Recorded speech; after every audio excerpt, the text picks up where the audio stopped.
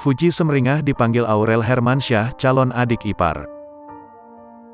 Adik ipar mendiang Vanessa Angel, Fuji Semringah dipanggil Aurel Hermansyah sebagai calon adik iparnya.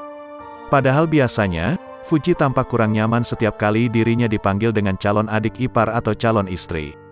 Namun hal berbeda justru terlihat ketika tengah bersama Aurel Hermansyah. Saat membacakan nominasi di Indonesian Award 2022, Fuji dipasangkan dengan kakak ipar Tarik Halilintar. Keduanya kompak mengenakan gaun berwarna merah muda. Saat di atas panggung, istri Atta Halilintar itu mengomentari pasangannya dalam membacakan nominasi di acara penghargaan. Aurel menyebut biasanya dia akan melakukannya bersama dengan Atta. Namun kali ini berbeda, karena dipasangkan dengan Fuji.